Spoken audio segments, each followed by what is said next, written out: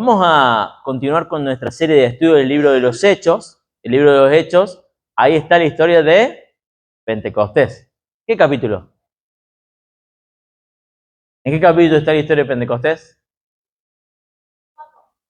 2. Muy bien. Joven Eduardo tiene una medallita.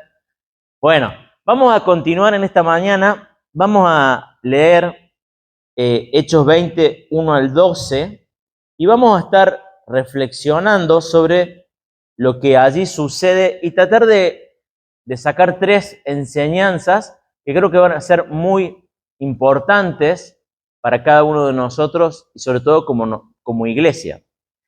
Esta parte que vamos a ir leyendo de a poco, vamos a ir leyendo de 4, 6 y 8 versículos, es una sección donde se nos cuenta acerca de los viajes de Pablo. Ustedes recuerdan, Pablo era un hombre que tuvo una conversión súbita, pasó de ser un perseguidor de Jesús a ser un seguidor ferviente de Jesús. ¿Bien? Y fue el hombre que fue utilizado como instrumento para llevar el evangelio de lo que era Siria hoy en día hasta ¿dónde? Algunos dicen España. No sabemos si Pablo llegó a España. Algunos dicen que llegó a España. De hecho, en España, yo no conozco España, pero en España hay un monumento que se dice que estuvo Pablo ahí. La verdad es que no hay una certeza, pero sí sabemos que llegó a Roma. ¿Bien? Entonces, bueno, vamos a, con el favor de Dios, reflexionar sobre este pasaje. Y el título de este sermón es un título medio extraño. No sé qué te pareció, Ezequiel, cuando te lo pasé, pero el título del sermón dice, bueno, cuando lo tengan me avisan, pero básicamente así. Acá vemos una comunidad terapéutica centrada en la palabra. ¿Allí? Bueno, repitan, comunidad terapéutica centrada en la palabra. Bueno, ya vamos a ver, voy a tratar de explicar de dónde es que sale cada uno de estos conceptos. ¿Bien? La palabra terapéutica, ¿qué se le viene a la mente cuando hablamos de esta palabra? No sé, a mí se me viene un diván, ¿no? Alguien acostado, contando todos sus problemas, yendo a terapia. Quizá a alguno se le viene otra cosa en mente. ¿Qué se te viene a vos, Silvia? ¿Algo? ¿Sanador? Bien, a Silvia se le ha venido algo que es lo correcto. Perfecto. La palabra terapéutico, bien, no, bien. Yo quería hacer este ejercicio porque a veces uno tiene ideas erróneas sobre unas palabras, ¿no? La palabra terapéutico viene de una palabra en griego que es terapeuo, que es justamente esto, es sanar, reconfortar, ¿bien? Y la iglesia es una comunidad donde todos venimos a ser sanados, venimos a ser reconfortados. Ahora, ¿por qué es importante esto? Fíjense, nosotros como iglesia, no sé si notaron que estos carteles son nuevos, no sé cuándo lo notaron. Bien, bueno, antes decía Hot Carman, así que hemos cambiado bastante, no vamos para arriba. Bueno, nuestra iglesia, una de sus identidades más importantes es que somos una comunidad. ¿Bien? ¿Y por qué esto es tan importante? Y está relacionado con esta idea de ser una comunidad sanadora, una comunidad terapéutica. Nosotros vivimos en una época caracterizada por la soledad, por el individualismo.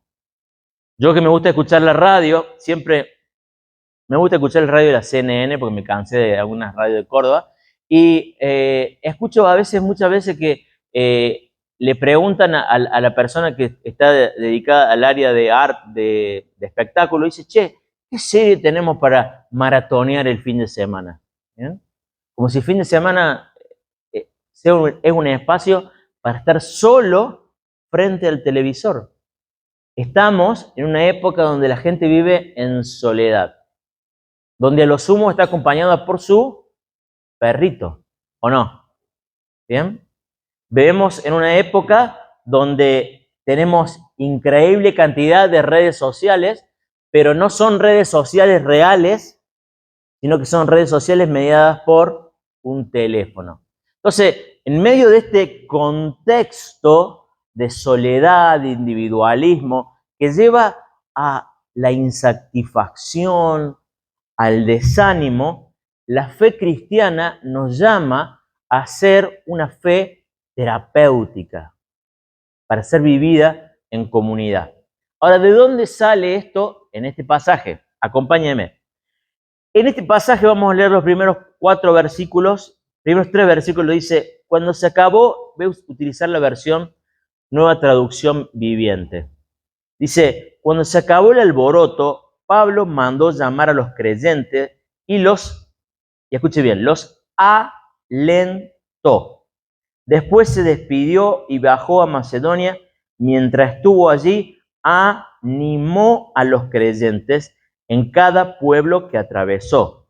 Luego descendió a Grecia, donde se quedó 3 meses. Se preparaba para regresar en barco a Siria, cuando descubrió que unos judíos tramaban una conspiración contra su vida. Entonces decidió regresar por Macedonia.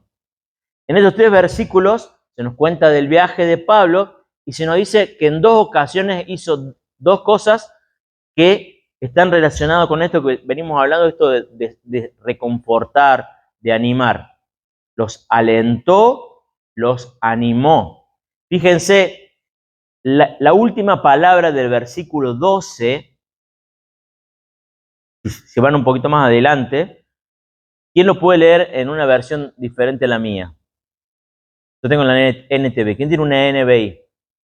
¿Puedes leerlo en voz alta como dice el 12? Sí.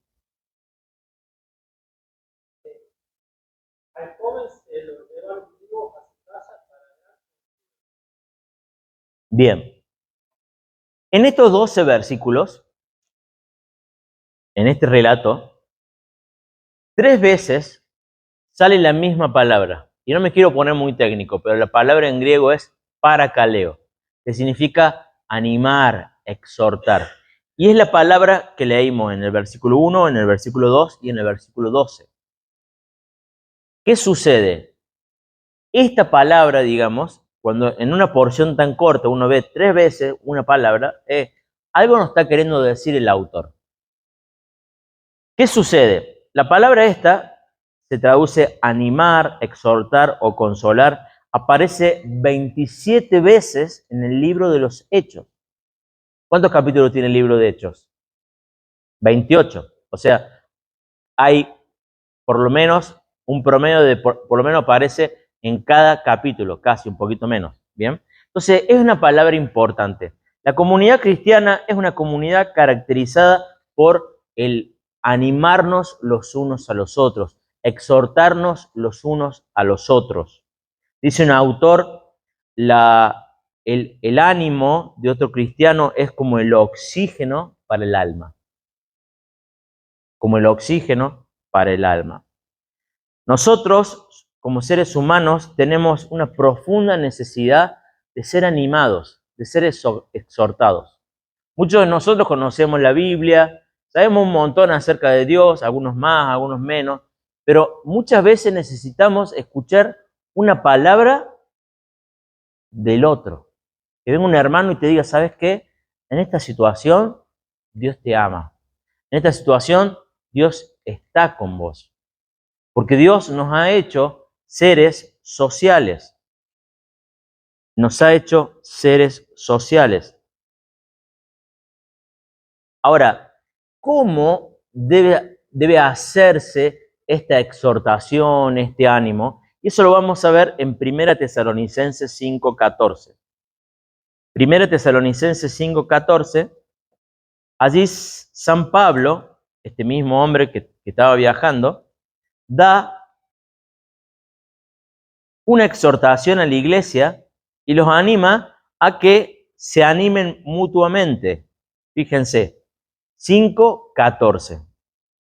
Dice, versículo 14 dice, hermanos, les rogamos, la palabra ahí es parakaleo, les exhortamos o les animamos, número 1, que amonesten a los perezosos.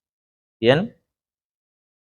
Una de las características del ánimo o la exhortación en la iglesia es que hay que amonestar a los perezosos. O sea, no todas son palabras de aliento diciendo seguí, porque a veces hay personas que no solamente necesitan un ánimo, sino que también una palabra de confrontación.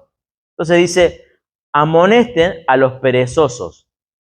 Continúa diciendo, dice, alienten a los tímidos. No me gusta ahí la traducción ahí.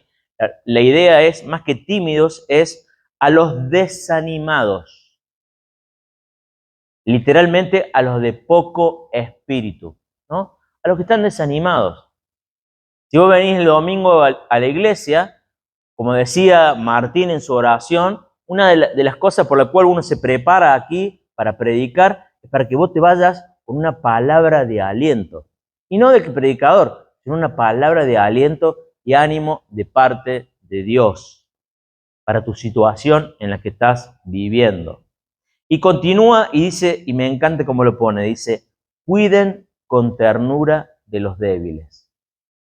¿No? Qué dulzura, qué ternura que tiene esa palabra, ¿no? Dice, cuiden con ternura de los débiles. Dios sabe que la comunidad cristiana íbamos a estar compuestos de las características de cada uno. Cada uno de nosotros tenemos momentos donde nos caracterizamos por la pereza, o por el desánimo, o porque necesitamos ánimo, o porque estamos en situaciones de debilidad. Y necesitamos una palabra del otro. Y fíjense cómo termina y nos dice cómo debe ser manejado todo. Dice, sean pacientes con todos. ¿A cuántos de ustedes le ha pasado que han tenido que ayudar a un hermano o una hermana que ha pasado por un problema y vos le decís, ¿sabes qué? La solución de esto sería que hagas esto. A, B y C. Te juntás la semana que viene y no hizo ni A, ni B, ni C y sigue el mismo problema. Y de vuelta le volvés a decir, mira, la solución es A, B y C. Se lo mostrás con la palabra. Bueno, y no le entran balas. Bueno, ¿qué es lo que hay que hacer? Hay que tener paciencia. Hay que tener paciencia. Me gusta esto que dice Pablo aquí, esto que caracteriza, porque nos da un equilibrio cómo debe ser el ánimo y la exhortación. Tenía un profesor yo en el seminario que decía que a la hora de predicar uno debe conjugar dos cosas. Hay que predicar a veces como un padre y predicar a veces como una madre. Está bien, no todos los padres son iguales y por ahí puede haber estereotipos, pero déjenme explicarle. Las madres tienen una tendencia a la dulzura, ¿no? A hablar con ternura, a confortar. Vení, amor, dame que te doy un abrazo. El papá está para retar, para poner límites, de marcar la cancha, ¿no? Bueno, la predicación tiene que tener las dos cosas, ¿bien? Si en una iglesia el pastor solamente habla de la ternura, del amor de Dios, y la gente, digamos, no hay ninguna exhortación, digamos, para moverse, ¿bien? Tiene que haber un equilibrio entre el amor y la ley, ¿no? El amor y la ley. Si es una iglesia que solamente se habla del amor, y bueno, vamos a hablar del amor, pero nos vamos a olvidar que hay algunas conductas que deben ser respetadas dentro de la iglesia. Y si hablamos solamente de la ley, ¿qué pasa? Nos vamos a un extremo y hemos perdido la esencia del cristianismo, que es el amor.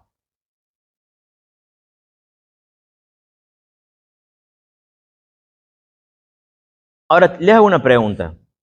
¿Cuándo fue la última vez que te acercaste a alguien para darle una palabra de ánimo? Para darle una palabra de consuelo. ¿Cuándo fue la última vez que te acercaste a alguien para decir, che, realmente, ¿cómo estás? No esa charla, ¿vieron esa charla entre pasillos? ¿Cómo andaba? Bien. A veces algunos son tan honestos y dicen, ¿querés saber la verdad? Tenés 5 minutos, te cuento cómo estoy. ¿No? ¿Cuándo fue la última vez que te tomaste un tiempito? Hermanos, invitémonos a tomar un café, a tomar un mate, a caminar, a algunos nos hace falta caminar, o andar en bici. El otro día, no sé dónde está el Seba Federal, acá está. El otro día con el Seba nos juntamos a andar en bici, ¿bien? Y a pesar que anduvimos en bici, charlamos la mayor cantidad del tiempo. Ya, yo me sentí recontra animado. ¿Vos también? Bueno, espero que sí. Y aparte, hicimos un buen ejercicio, ¿no? Es importante que estemos juntos, que nos animemos, que busquemos espacios para compartir, para animarnos.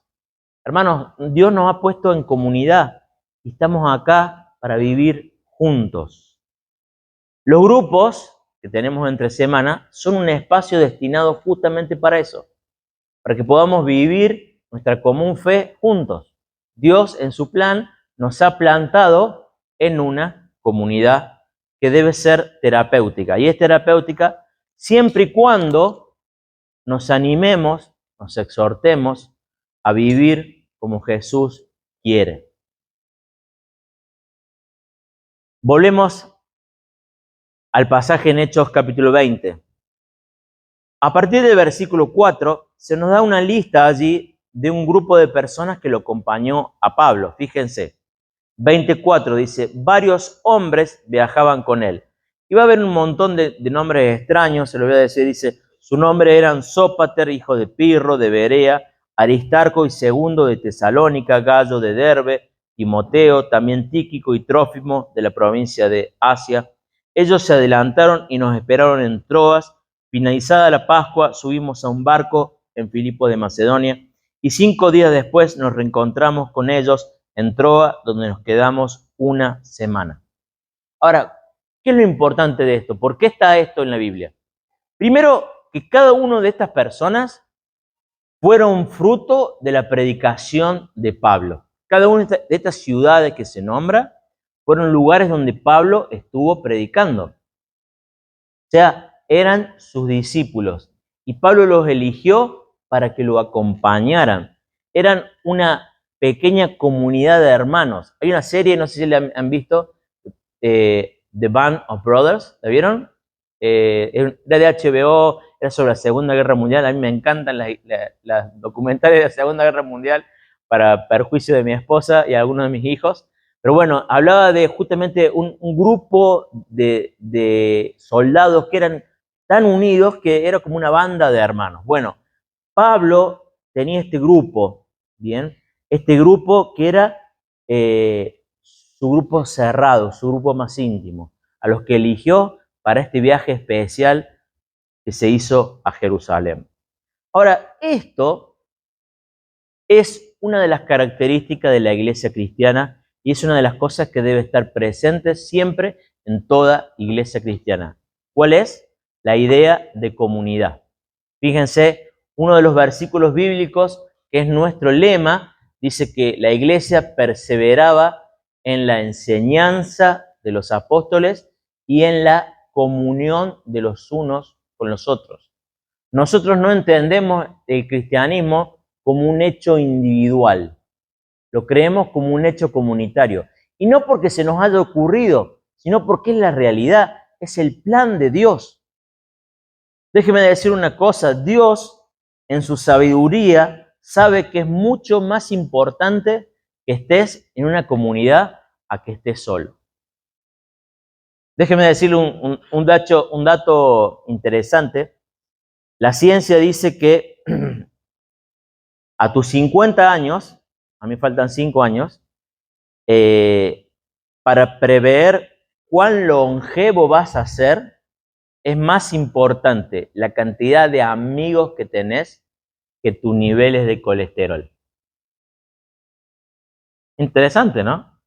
Por eso nosotros el viernes 24 nos vamos a juntar a comer un locro.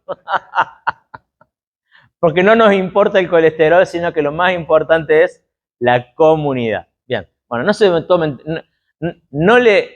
no pormenorice la importancia del colesterol ni de la salud, pero el punto es que la comunidad y las relaciones sociales son importantísimas. Y Dios, que sabe esto, que nos hizo, nos ha puesto en una comunidad para que seamos saludables, podamos vivir bien. Es parte del plan de Dios. Hay un libro muy interesante, no sé si alguien lo leyó, hay un autor, no sé si lo voy a pronunciar bien, pero se llama Dietrich Bonhoeffer. ¿Está bien, Judith? Está mal. ¿Cómo es? ¿Cómo es?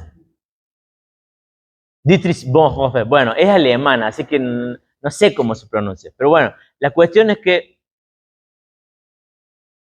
en este libro este hombre explora la idea de lo que es la vida en comunidad. Y dice cosas muy interesantes. Por ejemplo, en un momento dice que muchas veces los cristianos damos por sentado el privilegio de vivir en comunidad. Pero muchas veces nos damos cuenta de lo que la comunidad implica cuando lo perdemos. Vivimos en un momento donde, por ejemplo, muchos de nosotros tenemos trabajos rotativos, donde un domingo podemos estar, otro domingo no podemos estar. Pregúntale a esos hermanos lo importante que es la comunidad para ellos. Ellos están esperando porque saben que el domingo siguiente van a poder ir a la iglesia. Algunos tenemos el privilegio de que los días de domingo todos los tenemos libres. No nos importa, a veces nos podemos dar el privilegio de quedarnos dormidos, podemos hacer otras cosas. No es tan importante, ¿bien? No esperes a tener que estar en una situación donde no puedes disfrutar de la comunidad para poder entender lo valioso que es. Déjeme decirle algo, y nos podemos confesar mutuamente. ¿Alguno de ustedes alguna vez le pasó que un día domingo dijeron, qué lindo que estaría para ir a la sierra? O sinceramente, hoy no me quiero levantar. ¿O ustedes se creen que los que venimos todos los domingos siempre venimos con ganas? ¿Hay alguien acá que siempre viene con ganas? No. Pero ¿saben una cosa? Cuando venimos y cantamos, escuchamos la palabra y sobre todo, y déjame decir la verdad, cuando tenemos un encuentro con el hermano, decimos, che, valió la pena. Ahora, también quiero decir una cosa, cuando hacemos el esfuerzo de venir y algunos hermanos no vinieron, no decís, che, qué macana que no vino porque me voy con unas ganas de abrazarlo, me voy con unas ganas de verlo. Dios puso a la comunidad como un aspecto central de la iglesia. Hay un pasaje que se lo voy a leer, no hace falta que lo busque, Hebreos 10, 23 al 25, que es un pasaje que para la mayoría de nosotros tiene, o la mayoría de las veces se lo cita, digamos, como algo negativo. ¿Bien? Dice Hebreos 10, 23, dice, no dejen de congregarse. ¿Está? Y nos quedamos con eso, no dejen de congregarse, como un palo, no dejen de congregarse. A ver, ¿por qué nos dice que no debemos dejar de congregarnos? Clarísimo, y porque si nos dejamos de congregar, nos perdemos un montón de cosas hermosas que Dios tiene. Dice, debemos pensar en maneras de motivarnos los unos a los otros en realizar actos de amor y buenas acciones. Cuando nos congregamos y venimos a motivarnos y animarnos para hacer actos de amor, para vivir de tal forma que todo sea mejor. El congregarse tiene increíbles beneficios, pero lamentablemente nosotros nos quedamos siempre con el no dejen de congregarse. Bien, es como cuando vas al médico. El médico te dice, mira, tenés que bajar de peso, tenés que dejar de fumar y tenés que hacer ejercicio. ¿A quién le gusta que le digan lo que tienen que hacer? A nadie. ¿Pero por qué te lo dice? Porque quiere que tengas una larga vida y que sea buena. La Biblia también. Por eso Dios nos dice que debemos vivir en comunidad. Por eso el Salmo 133 dice, qué lindo es ver a los hermanos juntos en armonía. Y termina diciendo, porque allí envía el Señor bendición y vida eterna.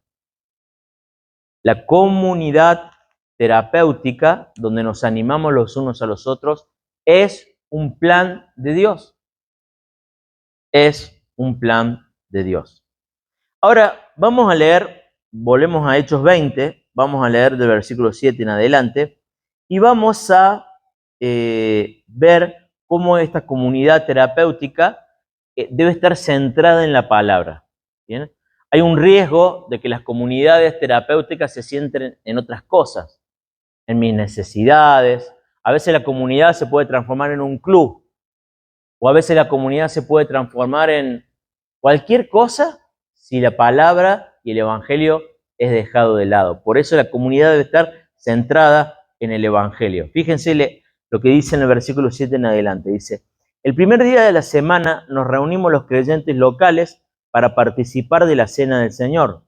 Pablo les estaba predicando y como iba a viajar el día siguiente, siguió hablando hasta la medianoche. Fíjense, para los que se quejan de que los sermones son largos, Pablo predicó más o menos 12 horas. Más o menos. Para defensa de Pablo vamos a decir que ahí la palabra no es predicar, sino dialogó, ¿no? Un diálogo. Probablemente haya sido un momento de pregunta y respuesta. Che, Pablo, ¿qué es lo que significa esto? Imagínate tener la oportunidad de tenerlo a Pablo ahí. La cuestión es que la prédica fue tan larga que hubo un hermanito que cayó en sueño, dice. Fíjense, versículo 8 dice, el cuarto de la planta alta donde nos reuníamos estaba iluminado con muchas lámparas que titilaban. Como Pablo, dice, hablaba y hablaba, a un joven Eutico que estaba sentado en el borde de la ventana, le dio mucho sueño. ¿Bien? Déjenme decir una cosa. Si hay algo que los que están acá se dan cuenta, es cuando los que están allá bostezan.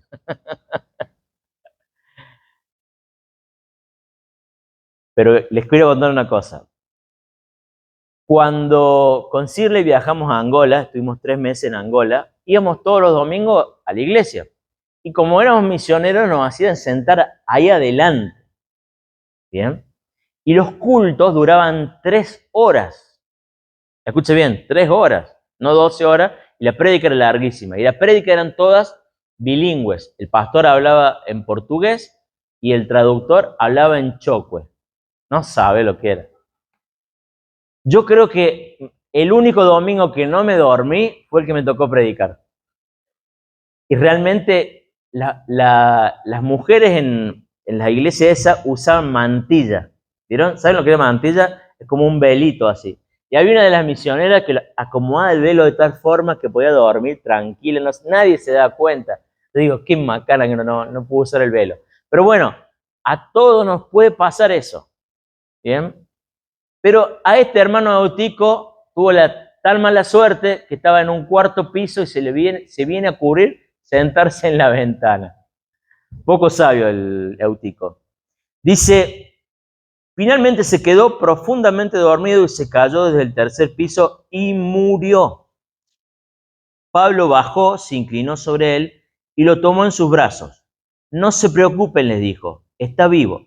Entonces todos regresaron al cuarto de arriba, participaron de la cena del Señor y comieron juntos. Pablo, uno hubiera pensado, bueno, después de esto que pasó, Pablo dijo, bueno, está bien, se van a dormir todos, entonces vamos a parar el sermón acá. No, ¿qué siguió haciendo Pablo? Dice, siguió hablándoles. Bien, ¿hasta cuándo? Hasta el amanecer. Y luego se fue. Mientras tanto, llevaron al joven a su casa vivo y sano y todos sintieron un gran alivio. Todos fueron profundamente animados. Acá vemos varias cosas. Primero, que estaban en el primer día de la semana compartiendo la cena. Este pasaje es la primera mención en el Nuevo Testamento donde se dice que los cristianos se juntaban el primer día de la semana. Ustedes recuérdense que la mayoría de los cristianos en su comienzo eran de origen judío. Por lo tanto, solían, digamos, traer las prácticas del judaísmo, por ejemplo, de juntarse el día sábado. En este pasaje vemos ya que la iglesia, digamos, en un contexto gentil, se reunía el día domingo. Ya para el siglo II hay un libro, que se llama, un pequeño tratado que se llama La Didaqué, donde se dice que ya los cristianos se reunían en forma continua, digamos, muy común y muy extendido en el primer día de la semana. Ahora, el punto aquí central es que la reunión estaba centrada en la palabra. Colosenses 3:16 dice, la palabra de Cristo debe habitar en abundancia entre ustedes. Qué lindo es, hay hermanos que saben la escritura de memoria, ¿no? Y siempre lo pongo de ejemplo a Sergio, que dice 3 oraciones y en las 3 oraciones hay 6 referencias bíblicas. ¿Ya? Qué lindo, hermano. Qué lindo que podamos exhortarnos y animarnos y que la palabra puede estar entre nosotros. Ahora, aquí hay un asunto que creo que vale la pena hablar, que es el asunto de la resurrección de este muchacho. ¿Cuántos de ustedes vieron resucitar a un muerto?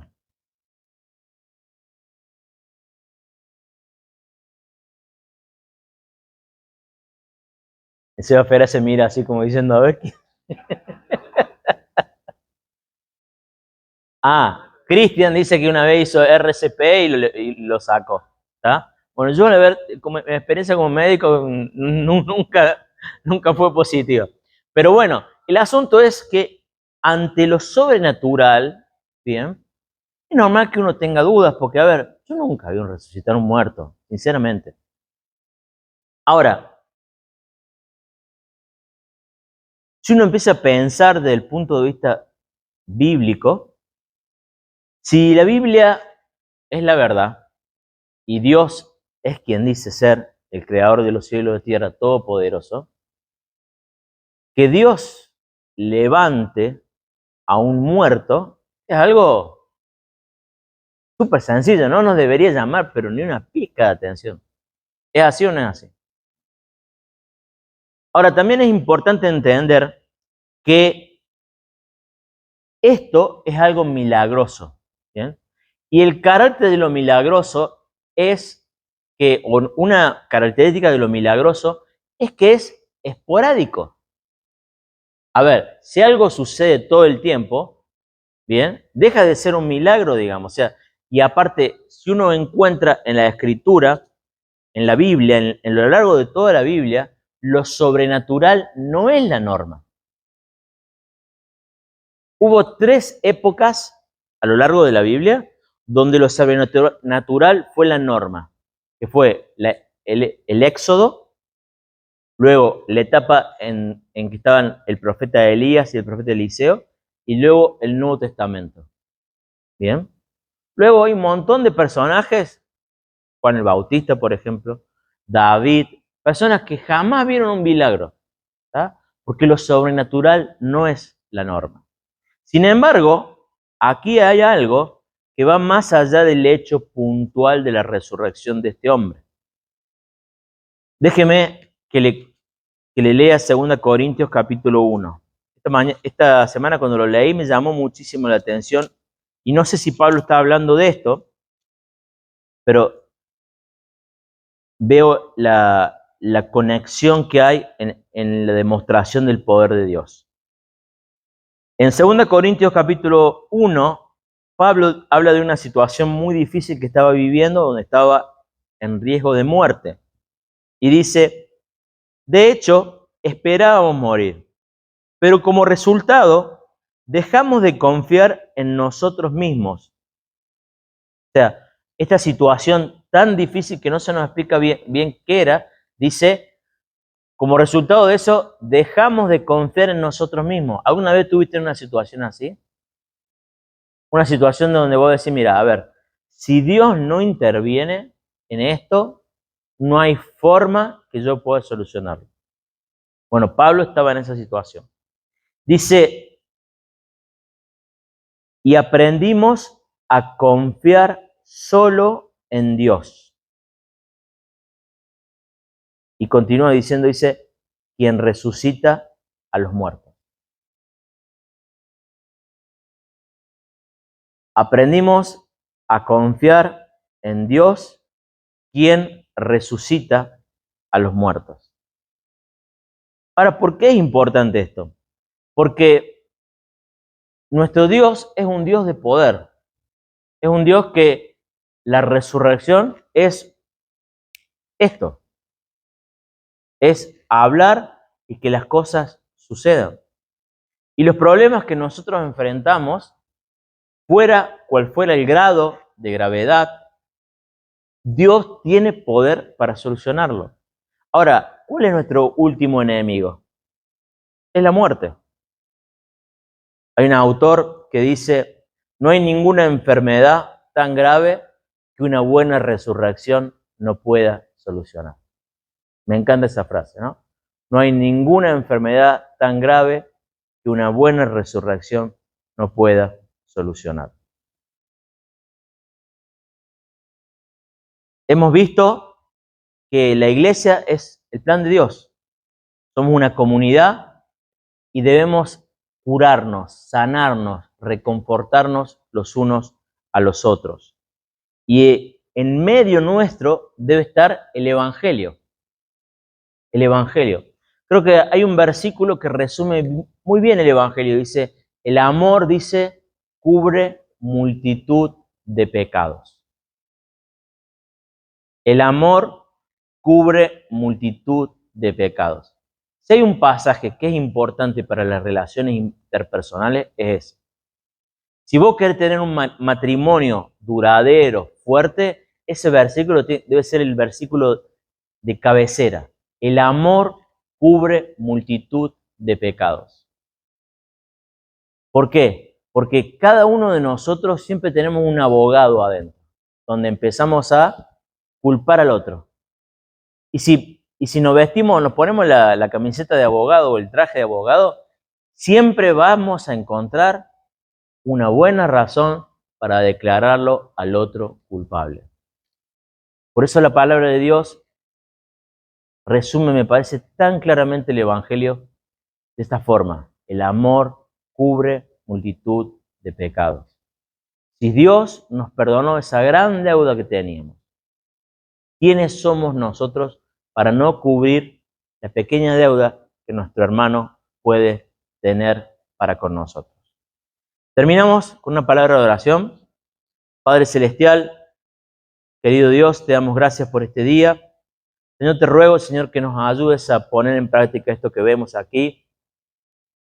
Vimos en este pequeño viaje que hizo Pablo, Señor, cómo el ánimo, la exhortación, las palabras de confort siempre estuvieron presentes en su boca. Te pedíamos que podamos ser una comunidad centrada en el Evangelio, que nuestras relaciones puedan ser relaciones saludables, que, Señor, podamos cubrir las faltas de los demás en amor. Ayúdanos a que nos pongamos los lentes del amor, Señor, para ver a los hermanos, para que no nos fijemos en sus errores, ni empecemos a hacer una cuenta de todo lo que nos deben, o todo lo que tendrían que haber hecho, sino, Señor, que los podamos ver a través del amor que tú has puesto en nuestros corazones. En el nombre de Jesús te lo pedimos. Amén.